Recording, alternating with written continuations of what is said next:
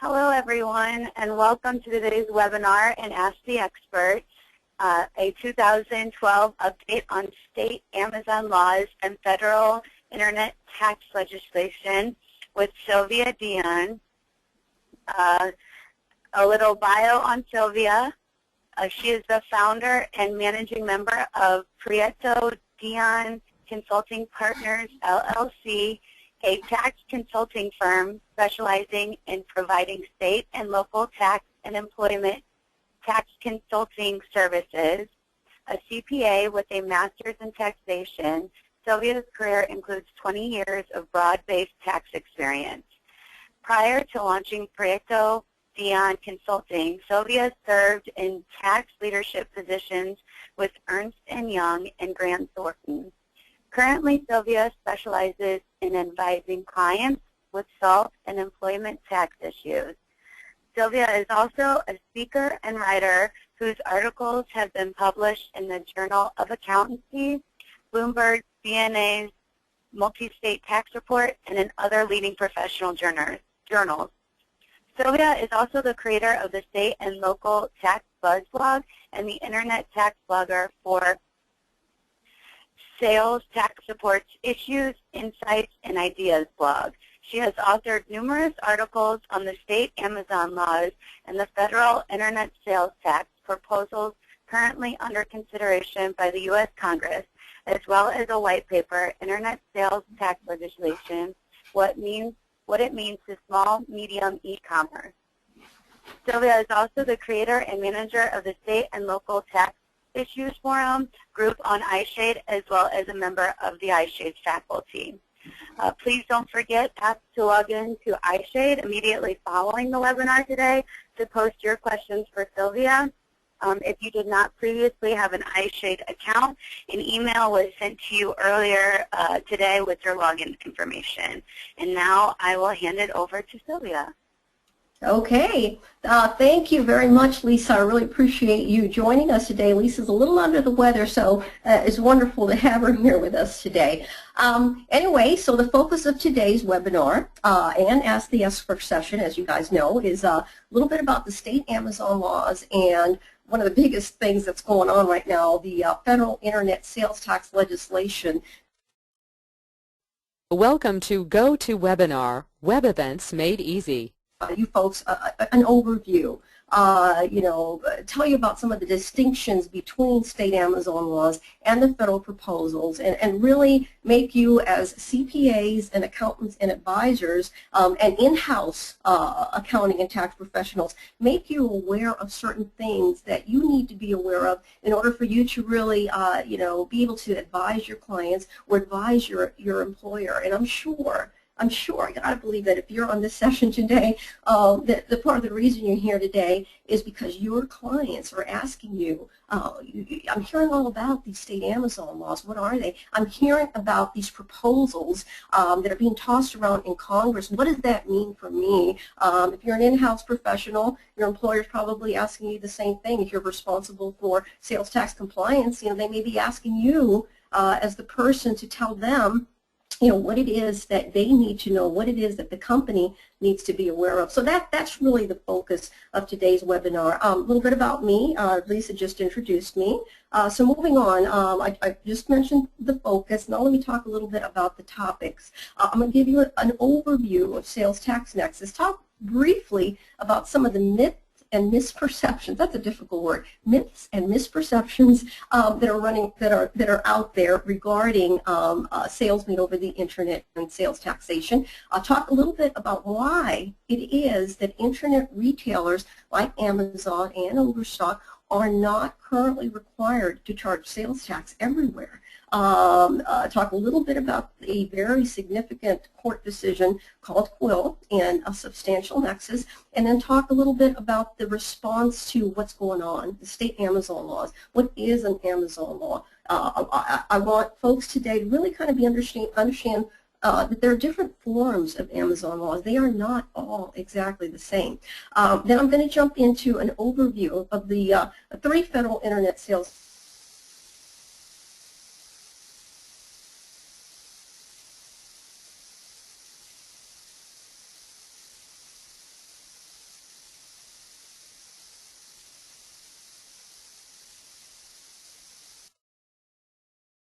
Welcome to GoToWebinar, Web Events Made Easy.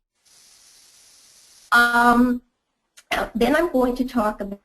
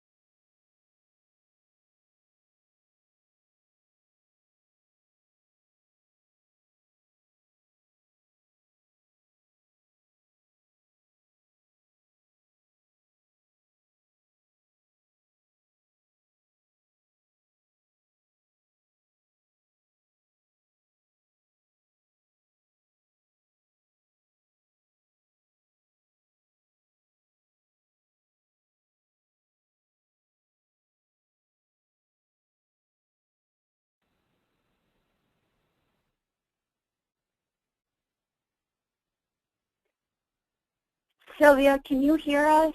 Can you hear me? We seem to have lost sound.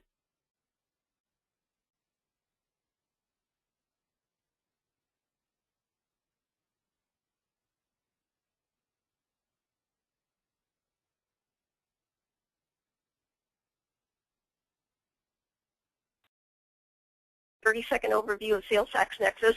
I was out there talking about it a minute ago, not realizing you couldn't hear me. So we're going to just move on to the next slide. Okay. Okay.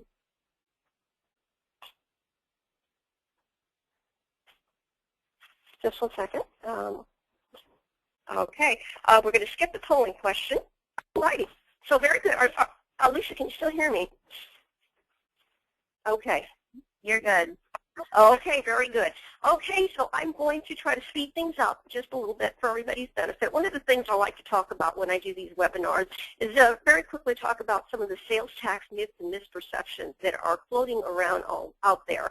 And it just shocks me, some of the stuff that I read, and I'm sure some of the stuff that you read, when you see statements like, you know, the Internet Tax Freedom Act of 1998 is the reason sales tax isn't collected on many Internet sales. It is not the reason why, okay? The Internet Tax Freedom Act is not the reason why sales made over the Internet are not subject to sales tax. And you can read a little bit more at your convenience. Here's another big misperception, okay? I'll just buy it on the Internet and save on sales tax. This is a huge one. You see a little lady there, you know, she's happy. She says, I just got my Internet purchase online and it's tax-free. Internet purchases made over the Internet, Internet purchases are not tax-free. If you're a resident of a state and your state imposes a sales tax and you make a purchase online and the retailer does not pay sales tax, folks, we're required to remit a use tax, and there's, and I'm sure most of you know that, but it's just shocking. You know, you look at some of the comments, articles that are posted, and it's clear that there are still a lot of people that really think that if they're making a purchase over the Internet that it's tax-free. It really is not tax-free. As a matter of fact, there's several states have now created a line right on their tax return to report that use tax. Here's another one that I see often. Internet retailers have been given special treatment, special coddling. You know, the Internet is in its infancy, and so online retailers got this special exemption. That's not really the case. It's really a misrepresentation. If an Internet retailer does not have sales tax nexus to a state, they're not required to collect sales tax. End of story.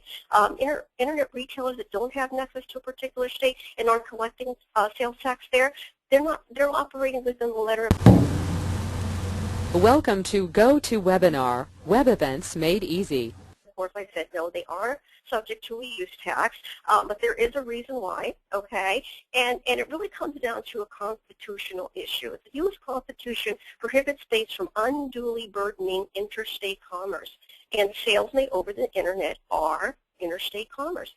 There's really two key clauses in the Constitution that really deal with this whole issue. You got your due process clause, which basically prohibits a state from taxing an out-of-state company unless there's at least some connection. You may have heard this, heard the reference of a minimal connection. There has to be at least some connection between the out-of-state company and the taxing state.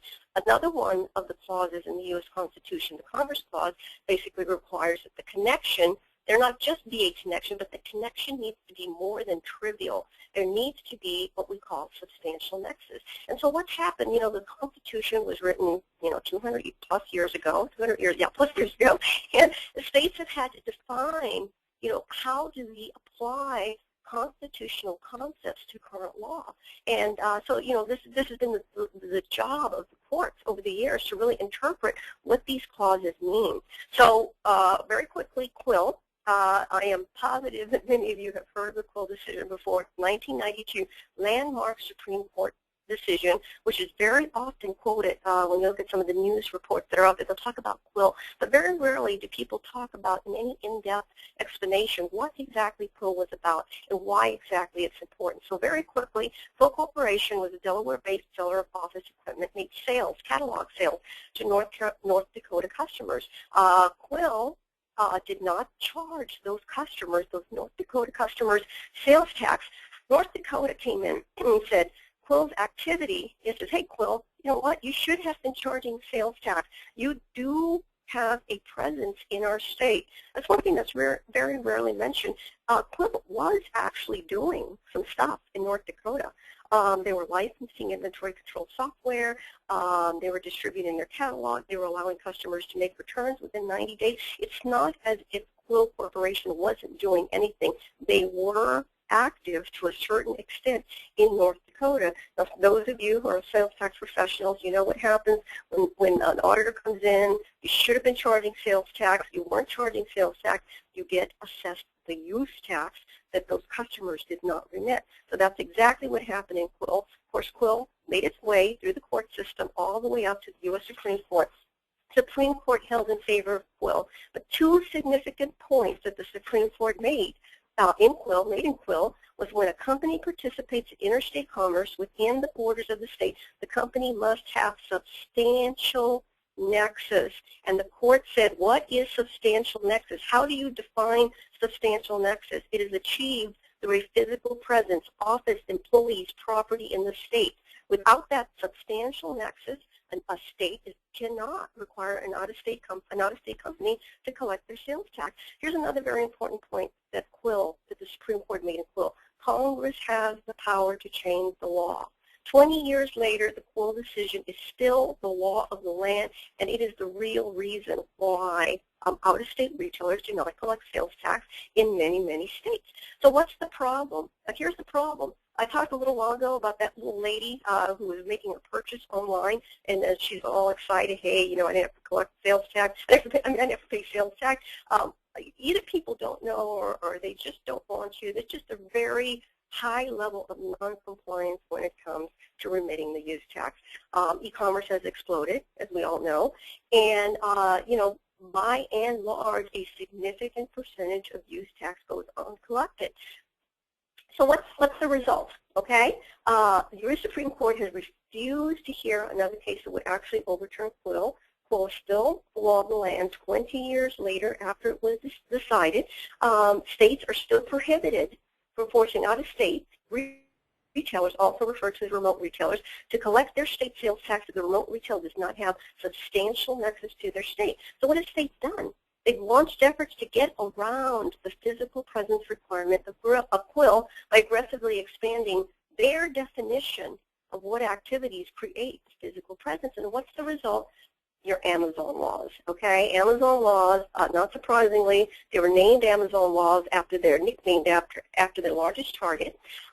Many of the Amazon laws focus on Internet sellers who contract with in-state marketing affiliates. So what's a marketing affiliate? It's a third party. It could be a person. It could be a company. It could be one of you sitting there. If you've got a blog and you've got some Amazon web links or banners on your site, and you've got a contract with an out-of-state retailer like Amazon, and when somebody clicks on that web link or that banner and they end up at Amazon's website and they make a purchase, you get a fee or a commission. That's what a marketing affiliate is. And so what states that have enacted, a lot of the states, should I say, that have enacted Amazon laws have taken the position that those in-state marketing affiliates, guess what? They are a physical presence, okay? So it's not like these Amazon laws are just randomly saying, hey, we're just going to, force out-of-state retailers to pay our tax. They're actually saying, what can we do? What can we look at? What's happening in our state that we can assign a physical presence, we can say is a physical presence for the out-of-state retailers. And so if a company has an out-of-state, if an out-of-state retailer has a marketing affiliate in the state, and the state has an Amazon law, okay, now not all Amazon laws are the same. We're going to talk about that in just a minute. The state's saying this is a physical presence. We've got you. There's a presumption of nexus, okay? And now you've got a requirement to collect and remit our state's sales tax. Not surprisingly, Amazon laws are also often referred to as web linking, click-through, or presumptive nexus laws. One thing I'm going to pass over this slide. I just want to kind of note that some of the Amazon laws do have sort of a threshold, so there's sometimes a dollar amount that needs to be exceeded before an out-of-state retailer that's using a marketing affiliate will be required to collect sales tax in that particular state. This next slide is important. Let's talk about the term affiliate, okay? It's a source of confusion, and I really want to clarify that.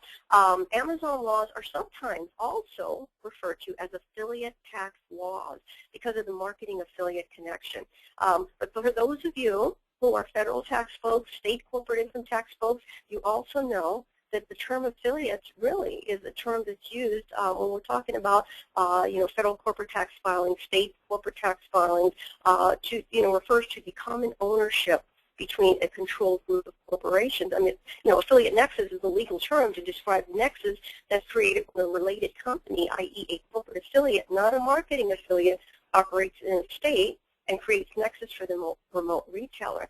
Marketing affiliates, again, these are the third-party websites that post web links to their site, not the same as a corporate affiliate, okay? Marketing affiliates, okay, Amazon refers to them as Amazon Associates, pay personal, corporate, and other business taxes on their net income, which includes the commission revenue that they are earning for being an affiliate. I mean, every so often I'll see something that talks about, make the marketing affiliates, pay the sales tax. No, marketing affiliates, they don't collect the sales tax. They don't pay the sales tax. They pay the income tax on whatever revenue they are earning as a result of being a marketing affiliate. Here's another point that I want to clarify. I said a minute ago I kept saying some Amazon laws. I didn't say all Amazon laws. Some Amazon laws, they're not all created the same.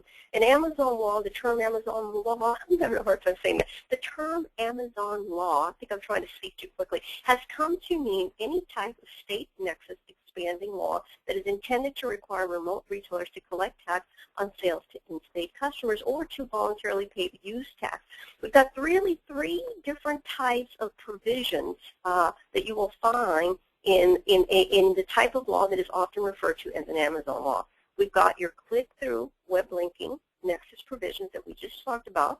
We've got your related party affiliate nexus provisions that we just talked about. And we've also got another type of provision which is referred to notification or notification and reporting. They're not really your true quote Amazon laws in the sense that they're requiring out-of-state retailers to collect the state's sales tax, but they're more intended to be a way to either encourage in-state purchasers to pay the use tax or really kind of force the out-of-state retailer to go ahead and register to collect and remit because they got to jump through several hoops. We're going to talk about that in just a minute. Well, some Amazon laws, the states are getting much more aggressive, okay? When some of the first states started enacting their Amazon laws, like New York, which enacted the first Amazon law back in 2008, it was strictly about this click-through, web linking, marketing affiliate relationship. But states have gotten more, they've gotten more aggressive, they've gotten wiser to that to realizing that that was not enough. So California's recently reinstated Amazon law is a perfect example of an Amazon law that includes not only a web linking click-through provision in it, but also includes your affiliate related party nexus in it. And I've got a little bit there about what the two provisions that are in Amazon's recently reinstated Amazon law say. What's important about this? It's capturing, Amazon's new law isn't just capturing those out-of-state remote retailers, it's capturing other companies that are selling into California, like your big manufacturers, for example, that happen to have a related party that has a presence in California. So it's just something to keep in mind. States are getting more aggressive. They're getting wiser to the fact that the click-through provision is just simply not enough. Another thing that we're seeing, another trend that we're seeing is some states, once again, saying, you know what, we don't even care about the web linking click-through language. Let me tell you why some of the states are getting wiser to that. I didn't mention this a minute ago. One of the actions that Amazon has taken repeatedly, okay, in several states, not just Amazon, but Overstock also, when a state, for example, when Illinois enacted, and when California first enacted their Amazon laws, Amazon severed its contractual relationship with all of those marketing affiliates. You know, the idea there being that, okay, state, if you're telling me that if I have a contractual relationship with an in-state marketing affiliate and that's going to give me nexus, I'm just going to sever that relationship. So that's what started happening, okay? And all of a sudden, the states could no longer point to that provision and say, oh, by the way, out-of-state retailer, you do have nexus. So what states have been starting to do, they've been starting to incorporate an affiliate related party nexus provision into their law, or they've just been doing away completely with the web linking click-through nexus provision and strictly going to a related party type idea. Arizona tried to do this. Virginia successfully did this. So Virginia's newly enacted Amazon law has nothing to do with web linking click-through nexus. It is strictly a related party nexus provision, okay? One of the reasons, again, you want to know one of the reasons why this law came about and why it was enacted? Amazon is building warehouses everywhere. And Virginia wanted to find a way that they could say, Amazon's building warehouses in our state. Let's find a way to create a law, okay, with the legislators, that will capture this relationship and allow us to require Amazon to start collecting sales tax. Let's see. Okay, I talked about the notification of reporting. It's, again, another type of Amazon law. You will see these types of laws, referenced as an Amazon law. They're not really requiring the out-of-state retailer to register, to collect, but they're requiring the out-of-state retailer to take some additional steps. Oklahoma and South Dakota, for example, are two states that have a strict notification, they have a strictly, or only, should I say, a notification component to their law. They're basically saying, out-of-state retailer, you don't need to register to collect, but you need to notify your customers in our state that they've made a purchase that's subject to use tax. Colorado took things a little bit further, okay? In 2010, Colorado enacted a notification and reporting law. No, the Colorado got a little crazy here, okay? Colorado said, okay, we're going to do what Oklahoma and South Dakota did. We're going to have a notification component, but we're also going to require the out-of-state retailer to report to us these purchases. And in addition to that, if the out-of-state retailer doesn't report to us what we want, then we're going to penalize them, okay? So again, it was sort of seen as a way to make the retailer go through so many hoops that at the end of the day, they're going to say, it's just a lot easier for me to go ahead to register and collect. A couple of things I want to point out here, some recent developments here, state-related in the last quarter. Some of you may know, especially if you're dealing with Pennsylvania, that Pennsylvania recently, okay, issued a bulletin which basically said that we don't need to, it doesn't say we don't need to enact an Amazon law. Basically, Pennsylvania said that our interpretation of the existing law as it reads today, as it's been on the books for many, many years, we believe that Pennsylvania Department of Revenue's interpretation, we believe that the law as it's written today already requires companies like Amazon to collect sales tax in our state. This is significant, okay? This is significant because here you have an example of a state that said, you know what, I don't need to enact a new law. Our law already covers this, and we're going to force and penalize retailers that did not comply with this law. California, arguably the biggest Amazon law development that has ever occurred.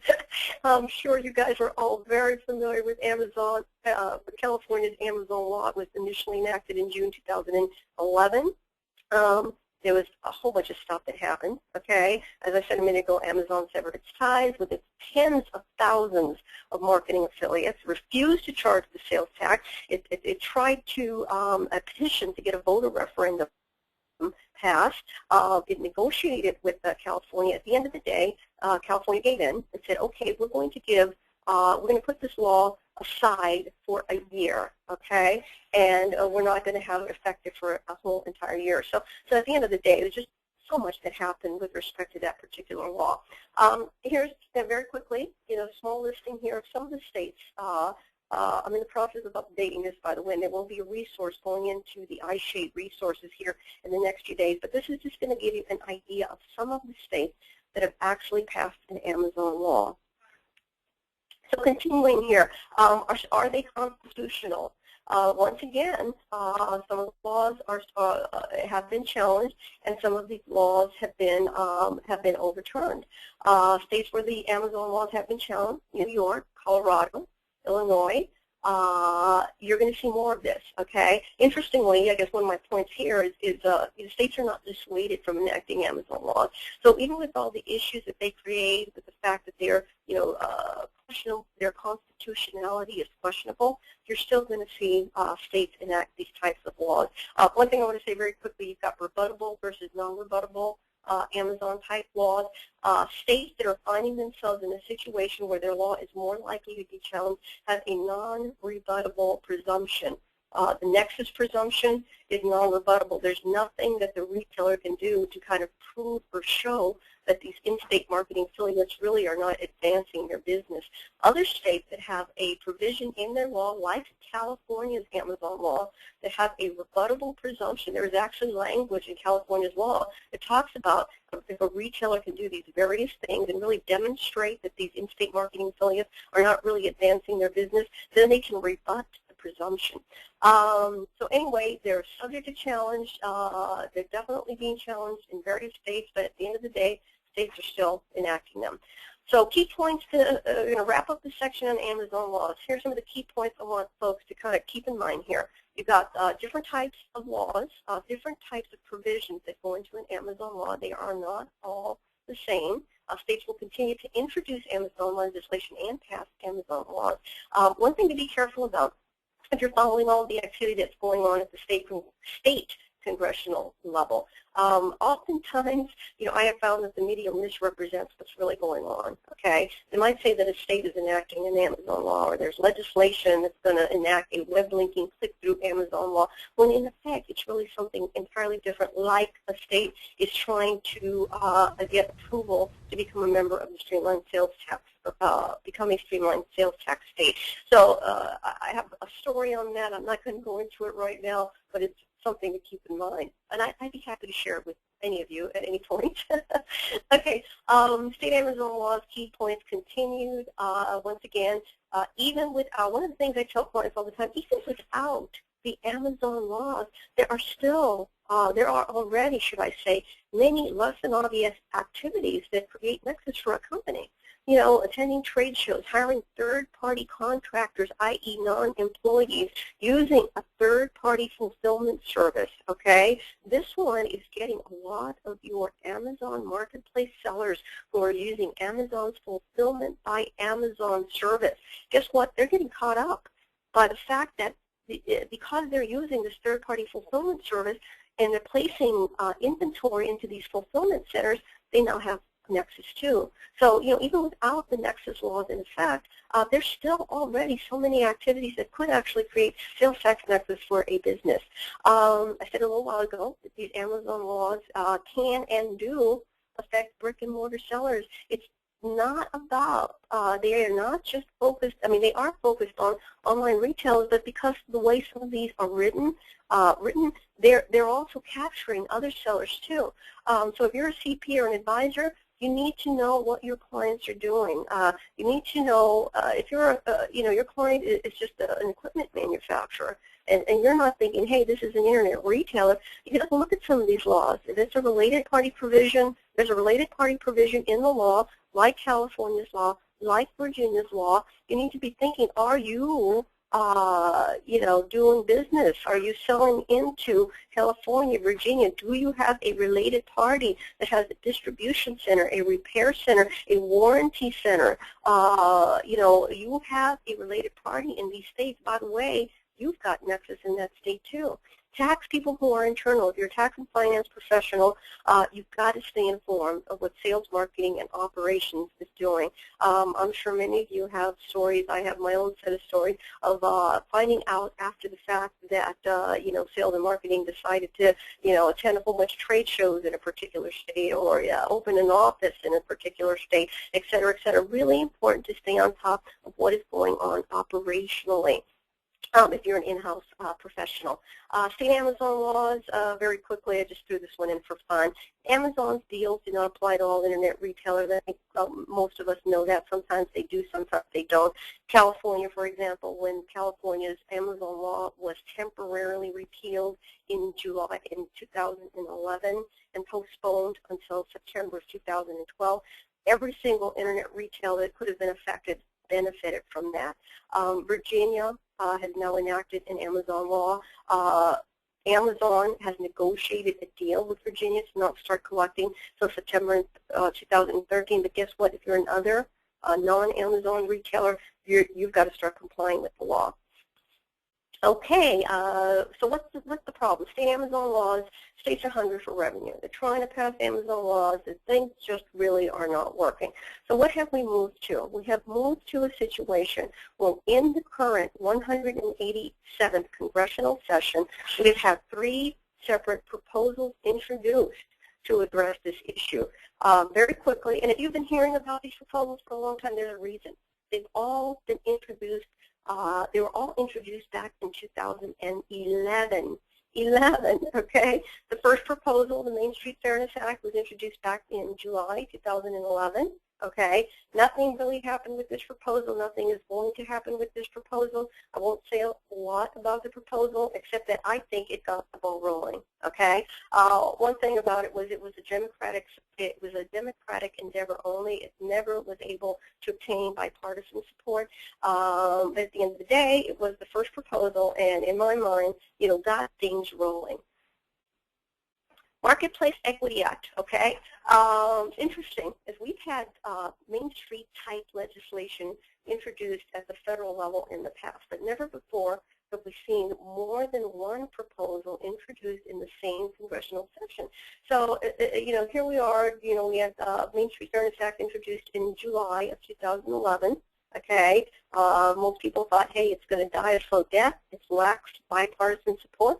Lo and behold, a couple months later, October 2011, we see a second proposal introduced, the Marketplace Equity Act, a House bill, H.R. 3179, introduced by both a Democrat and a Republican. Okay. What was significantly different about this particular proposal, in addition to the fact that it had bipartisan support, is that it had absolutely no connection to the Streamlined Sales and Use Tax Agreement. Now, I'm throwing out that term right now. Some of you may or may not know what that means. I'm going to talk about that here in a few minutes. But at the end of the day, it was it was different from the initial proposal in the sense that the initial proposal, the Main Street Fairness Act, the first proposal, was completely tied in to the Streamlined Sales and Use Tax Agreement. This proposal had its own set of simplification requirements. It had nothing to do with the SSUTA.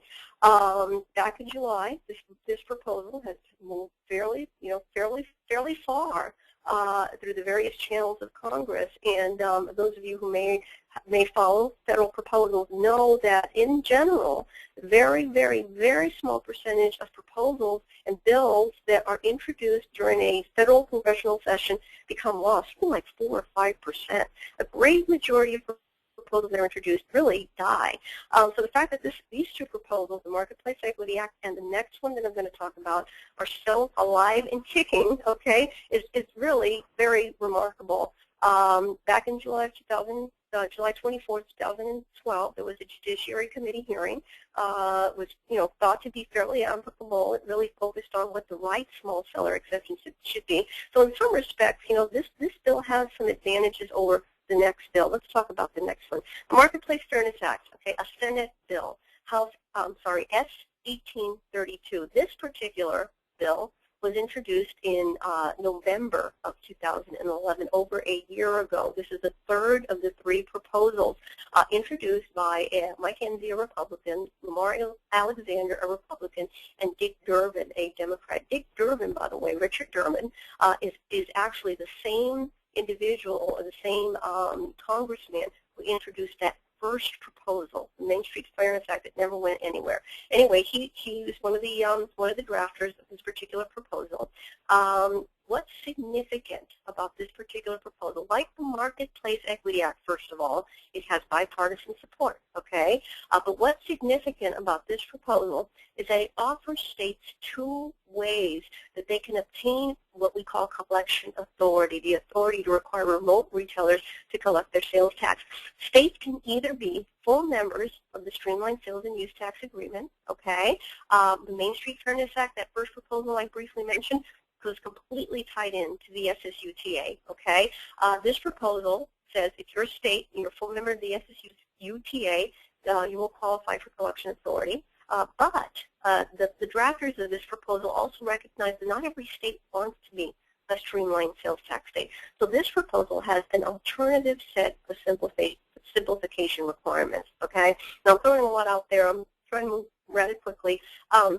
But I think one of the main things I want to highlight here is that at the end of the day, states need to implement simplification.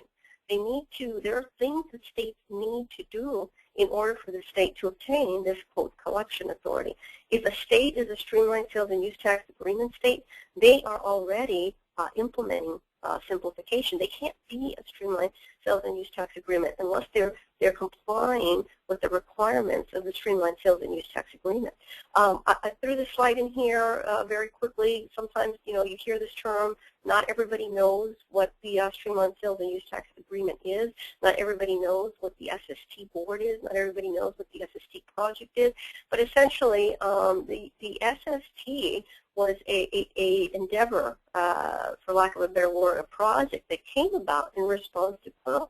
And states recognize that we need to take action. We need to make things easier for out-of-state retailers to comply with their sales tax collection requirements.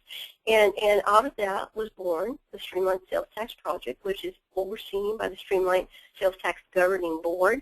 The initial effort was a cooperative effort of 44 states and the District of Columbia, plus government and business and the business community.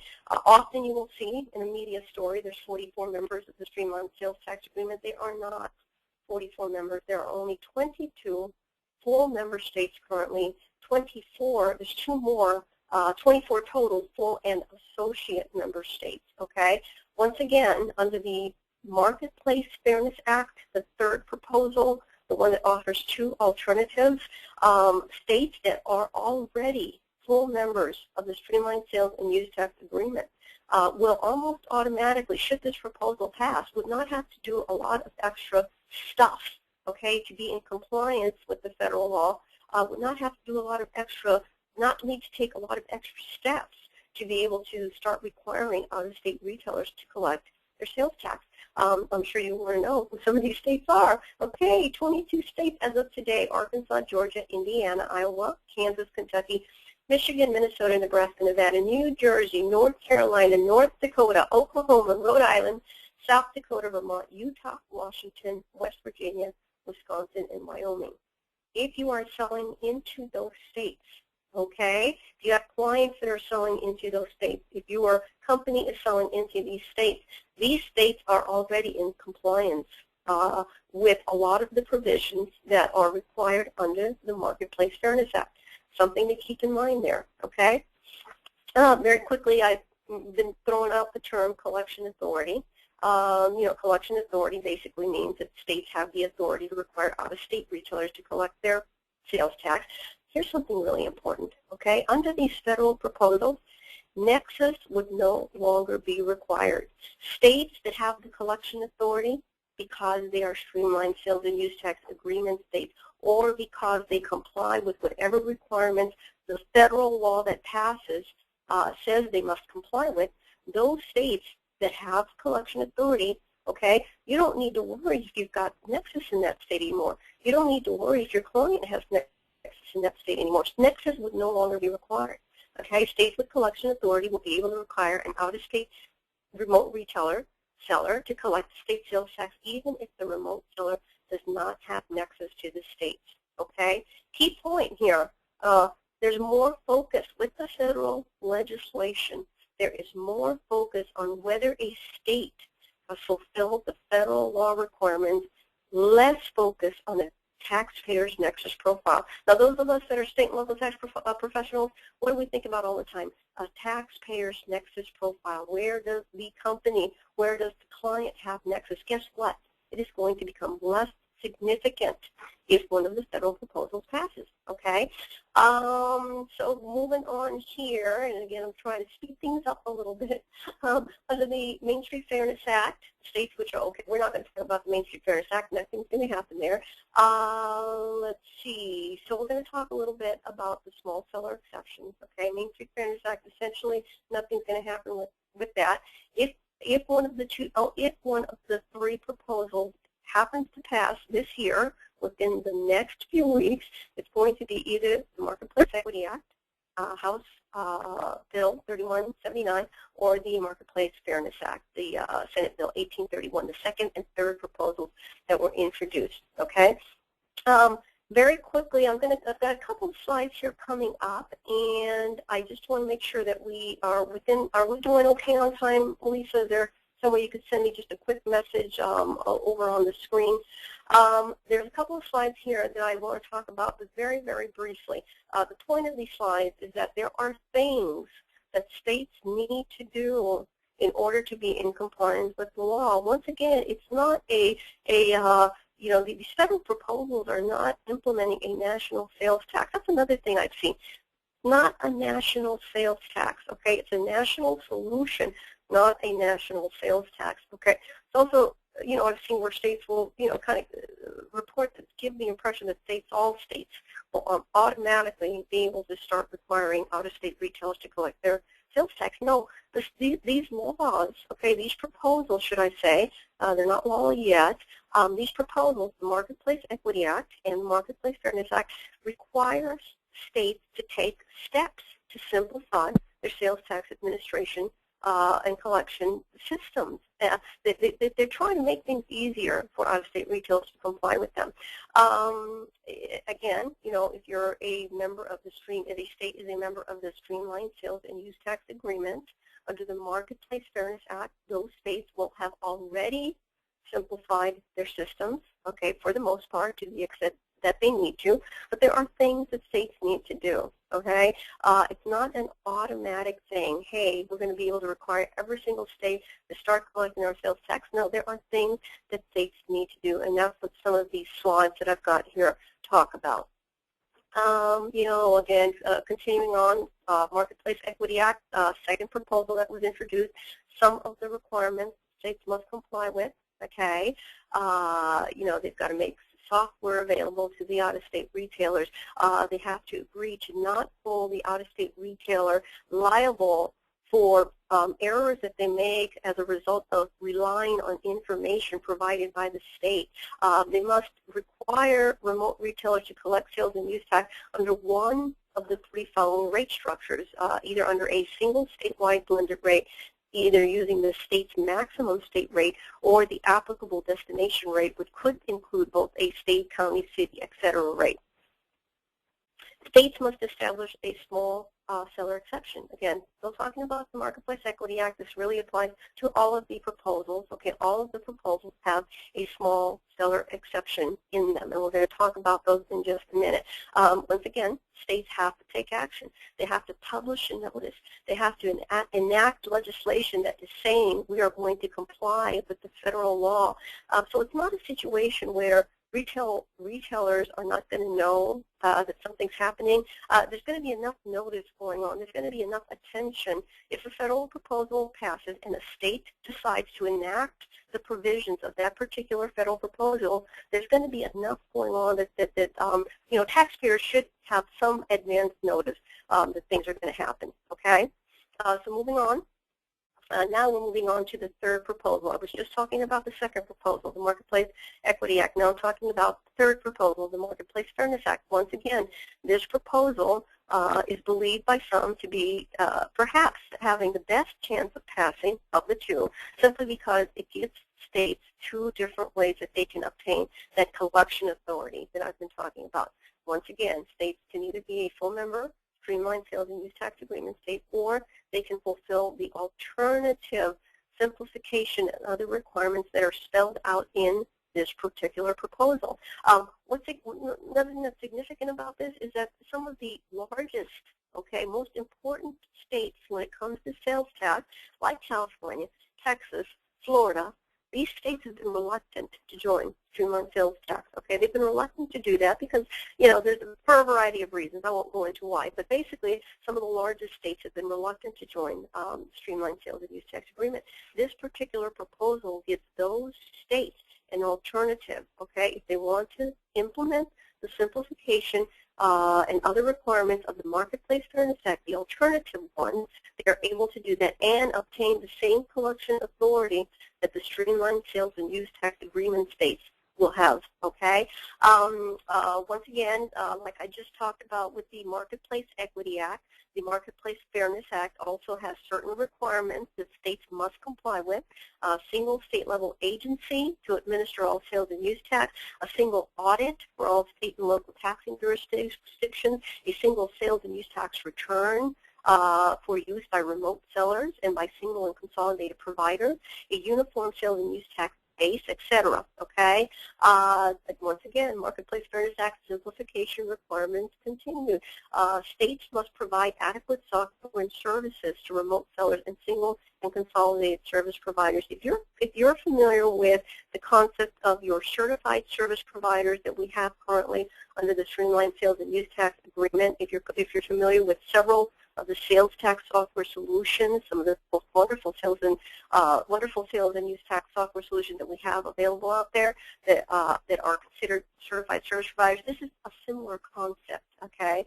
In other words, under the alternative requirements, I'm talking about the alternative requirements. Under the alternative requirements of the Marketplace Fairness Act, you will also have this concept of single and consolidated service providers that can file on behalf of these out-of-state remote retailers.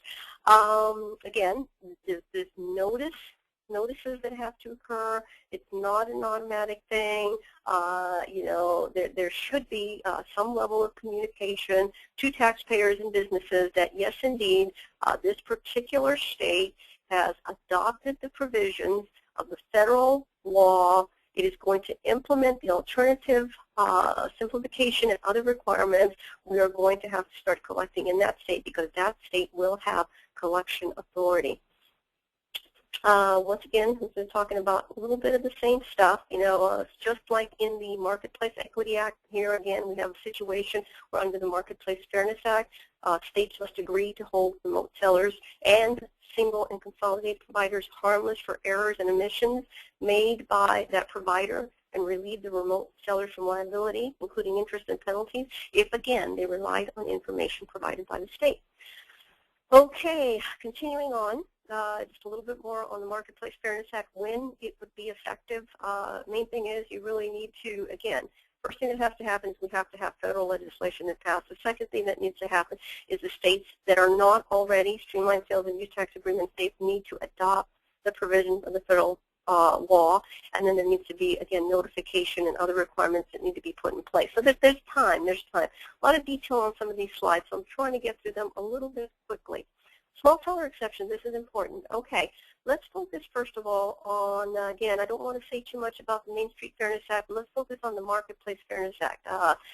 Because the Marketplace Fairness Act has the two alternatives under which a state can obtain collection authority. If you're a streamlined sales and use tax agreement state, if a state is a sales and use tax agreement state, they're basically going to look at the streamlined sales and use tax agreement's definition of a small seller. Okay, that's the small seller definition that's going to apply to those particular states. Okay, right now, a remote seller with total annual U.S. gross sales of $500,000 or less is exempt from collecting sales tax in an SST full member state, okay? So basically, the small seller exception that is in existence currently under the Streamlined Sales and Use Tax Agreement, if you are a small seller and you meet this definition, even if the federal law passes, you're not going to need to start collecting sales tax in that state, even if the state has collection authority, because you are a small seller, because you meet the definition. But one thing to keep in mind, I was talking about the Streamlined Sales Tax Project a while ago, and it's governed by the Streamlined Sales Tax Governing Board. If you've ever read through this, 700, 800-page sales and use tax agreement, you will see that the Streamlined Sales Tax Governing Board actually has the authority to both increase or decrease that dollar volume of the small seller exception. So it might be set at $500,000 today. It could actually be less in the future. Marketplace Equity Act, okay? Marketplace Equity Act small seller exception is actually set a little bit higher. The small seller exception under the Marketplace Equity Act basically says that remote sellers with total annual U.S. receipts of $1 million or less would be exempt from collecting sales in states that meet the MEA's Marketplace Equity Act simplification and other requirements. Remember, the Marketplace Equity Act, it's the second proposal that was introduced, has nothing to do with the Streamlined Sales and Use Tax Agreement. It's got its own set of simplification and other requirements.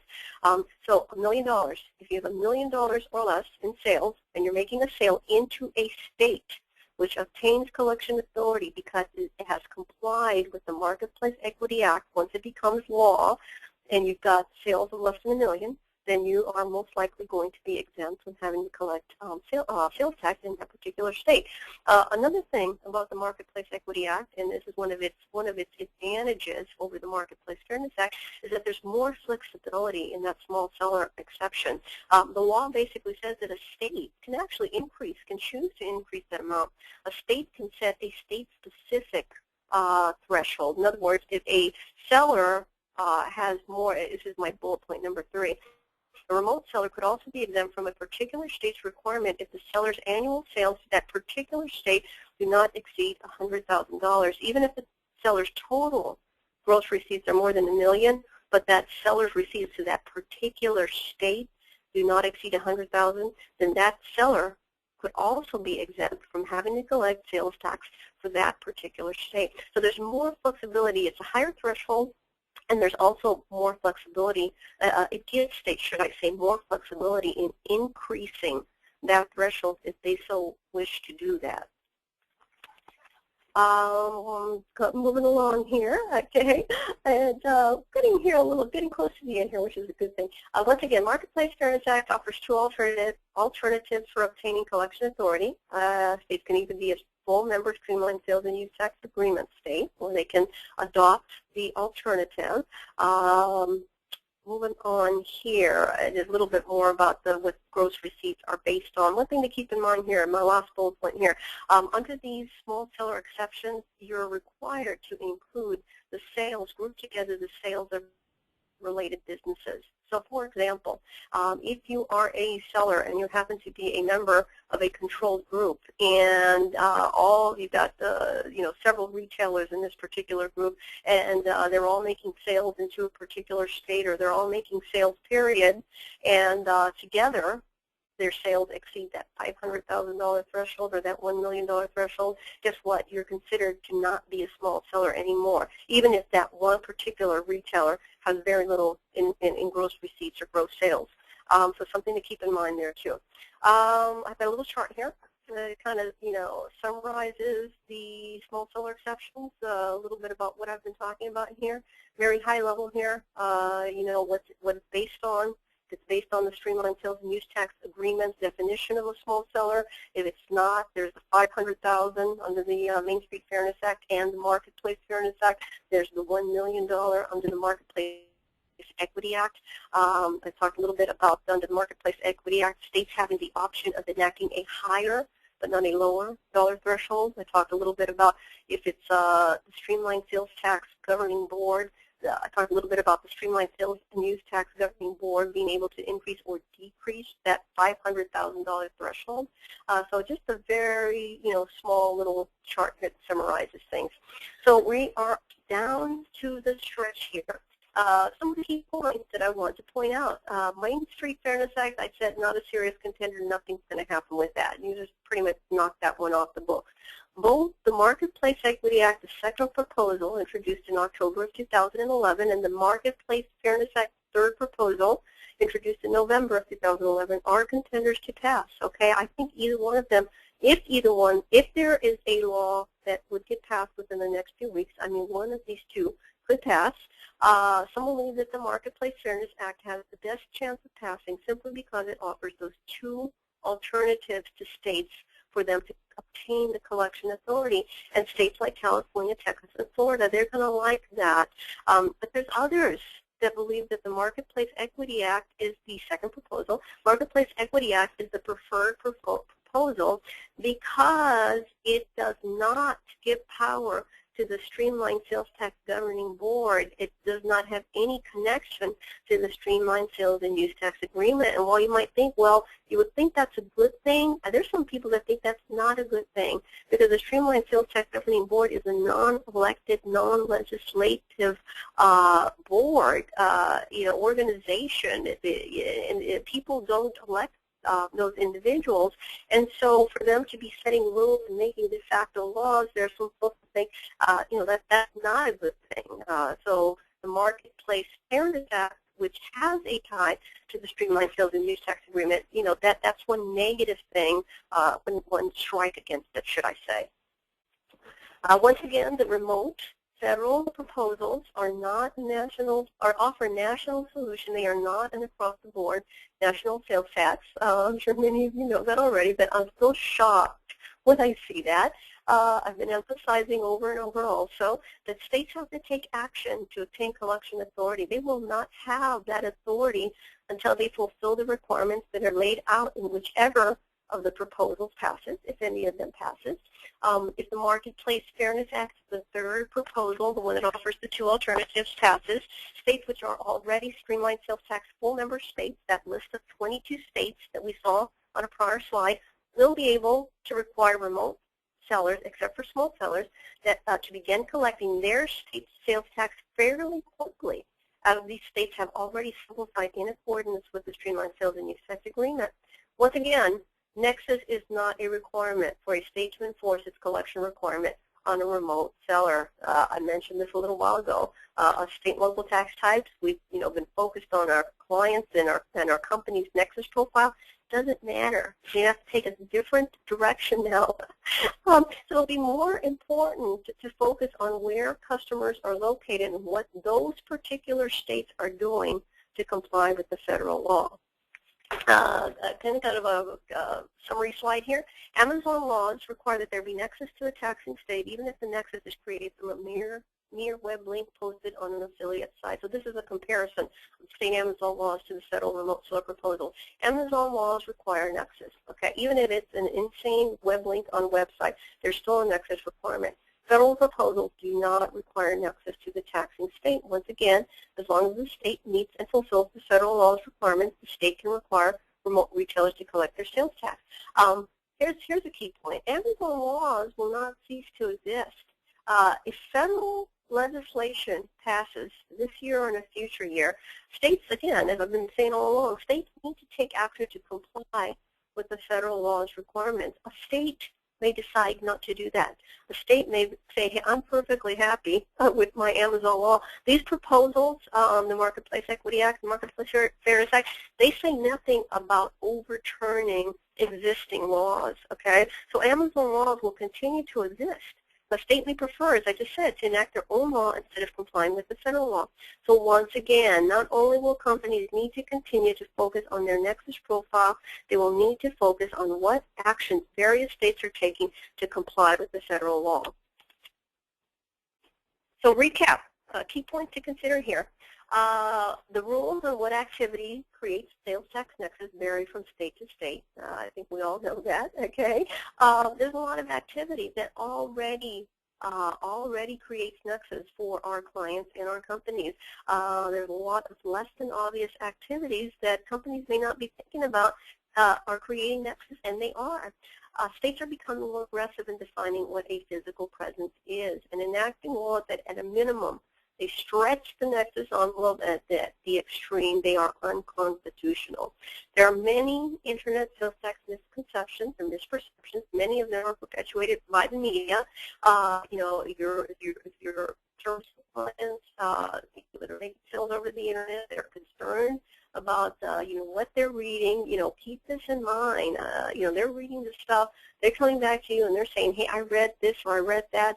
And it's just important to really, you know there are a lot of misperceptions that are really perpetuated by the media. I've mentioned a few of them here in my presentation. States are tired of waiting for Congress to act. Unless a national solution is enacted, states will continue to propose legislation that will require states will continue to propose legislation that will require more remote retailers to collect their sales tax. Once again, if a proposal were to pass in the next few weeks, it would be either the Marketplace Equity Act or the Marketplace Fairness Act.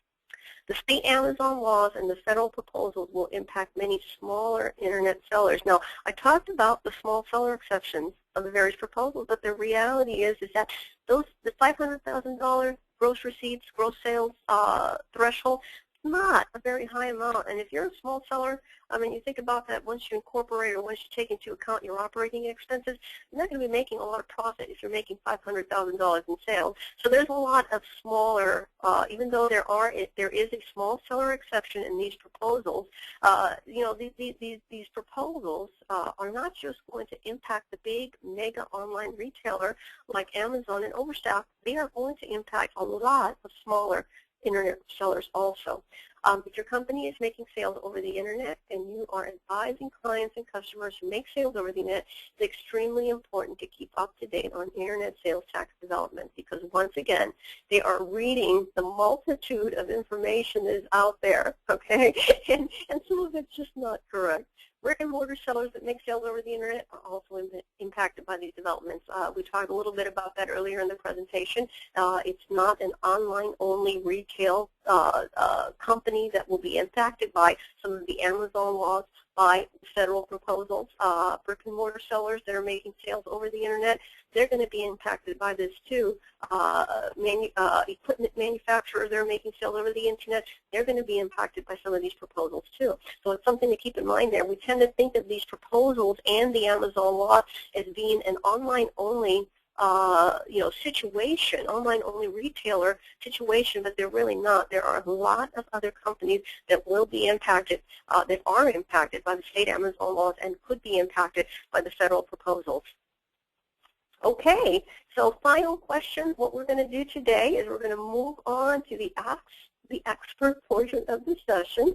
I want more information on internet sales tax developments. I would imagine some of you might know that I write about this stuff quite a bit, both on my blog and for Sales Tax Support on the Sales Tax Support blog. Both of these blogs, the State and Local Tax Buzz and the SalesTaxSupport.com blog, are both blogs are on iShade.